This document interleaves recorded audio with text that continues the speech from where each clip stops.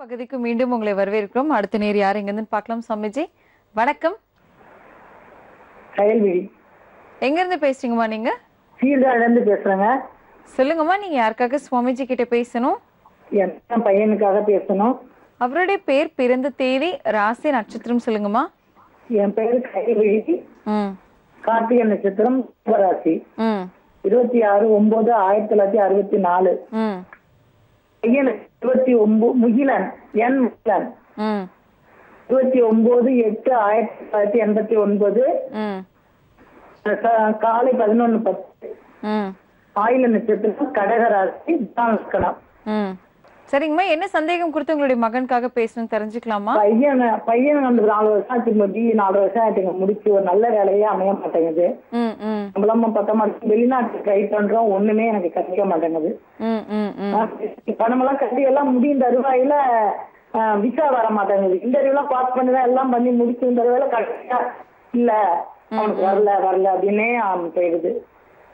சரிங்கம்மா, எனக்கு வந்து கடன் கஷ்டமா, கடன்னா இருக்கு அதிகமா. கடைசி ரொம்ப நாளாவே எனக்கு கடன்லயே இருக்கேன். பணம் வரங்கிறது ரொம்ப கம்மியாவே இருக்கு. நானும் எல்லா சாமி கும்பிடுறேன், எல்லாம் பண்றேன், ஒண்ணுமே சரியா வர முடியும். உடம்பு சில நேரங்கள்ல ஒத்துழைக்க மாட்டேங்குது. எனக்கு கைட்டு வெளியே பண்ணுது. சரிங்கம்மா, கவலைப்படாதீங்க. உங்களுடைய கடன் பிரச்சனைகள் தீர்றதுக்கும் உங்களுடைய மகனுக்கு நல்ல வேலை கிடைக்கிறதுக்கும் என்ன மாதிரியான பரிகாரம் செய்யலாம் அப்படிங்கறத சுவாமிஜி கிட்ட கேட்டு தெரிஞ்சுக்கலாம். சரிங்களா? சரிங்க. சொல்லுங்கம்மா, இன்டர்வியூ எப்போ முடிச்சார் அவர் வெளிநாட்டுக்கு? போன வருஷமா இந்த வருஷமா? போன வருஷம் 14 முடிச்சாங்க. சரி. 14 2 ஒரு சிங்கப்பூர் வந்தது, ஒரு இது மலேசியா வந்தது, எல்லாமே வருது. எல்லாமே பாஸ் பண்ணிடுறான், எல்லாம் பண்ணிடுறான். இந்தியாவில எல்லாம் பாஸ் பண்ணிடுறான். கடைசியில என்னன்னா உங்க இந்த மாதிரி இல்ல, விசா வர மாட்டுது, இல்ல ஒன்னு எடுக்கல அப்படின்னு சொல்லிடுறாங்க. இப்போ உங்களுக்கு விசா தான் வர மாட்டுது கடைசியா. உங்களுக்கு கடன் எப்பயில இருந்து கடன் இருக்கு? கடன் வந்து எனக்கு வந்துங்க 2002-3 இருந்து நான் வீடு கட்டினேன். கடன் வாங்கிதான் கட்டிட்டோம். அதுக்கு முடிச்சு கல்யாணம் படிப்பு, பையன் படிப்பு, அதுக்கு முடிச்சு கொஞ்ச நாள்ல படிப்பு முடிச்சோடனே அதோட பொண்ணுக்கு கல்யாணம் பண்ணிட்டேன். கடன் கொஞ்சம் கஷ்டமான சூழ்நிலையாவே கடந்துகிட்டே இருக்கு எனக்கு. சரி. உங்க குலதெய்வம் எது? வைத்தீஸ்வரன் கோவில், தையல் நாயகி வைத்தீஸ்வரன். இப்போ உங்க கடன் தேர்றதுக்கும் பையனோட வெளிநாட்டு பயணத்துக்கும் என்ன பண்றது பரிகாரம்ன்றத சொல்றோம். இப்போ நிறைய பேருக்கு நம்ம அடிக்கடி சொல்லுவோமா, அதாவது ஒரு யோகம் இல்லாத நேரத்தில் ஒரு காரியம் செய்யும் பொழுது அது வந்து கடனில் முடிய வாய்ப்பு உண்டு. உதாரணம், இப்போ சொந்தமாக தொழில் செய்கிறதுக்கு ஒருத்தருக்கு வாய்ப்பு இல்லை. அந்த நேரத்தில் அவர் வந்து வெளியிலேருந்து பணம் கடன் வாங்கி தொழில் ஆரம்பித்தார்னா அது கடன்லேயே நிற்குமே தவிர அதுலேருந்து அவர் விடுபட்டு வர்றது கடினமாக இருக்கும். அதேமாதிரி நீங்கள் வீடு கட்ட ஆரம்பித்த நேரம் வந்து சப்தரிஷி வாக்கியப்படி அது யோகம் இல்லாத நேரத்தில் ஆரம்பிச்சிங்க. அதனால் அது கடனாகவே நின்றுட்டுருக்குன்னு சொல்லலாம். அது வேறு ரூபத்தில் மாறிக்கிட்டே இருக்க தவிர கடனாக இருக்குது. ஒருவேளை நீங்கள் இந்த மாதிரி வீடு கட்டும் பொழுது சகுனம் பார்த்துருந்தாலும் இல்லை ஒரு ஜோதிடம் பார்த்துருந்தாலும் ஒரு வேளை ஆலோசனை அப்போ யாராவது சொல்லியிருப்பா, நாங்கள் இல்லைனாலும் யாராவது சொல்லியிருப்பா, வீடு கட்டக்கூடிய நேரம் இல்லை, அவசரப்படாதீங்கன்னு சொல்லியிருப்பா. அதனால் இந்த கடனுக்கு அதான் காரணம். இது வந்து உங்களுக்கு உடனடியாக சுலபத்தில் தீரலைனாலும் படிப்படியாக தீர்றதுக்குரிய வாய்ப்பு உண்டு.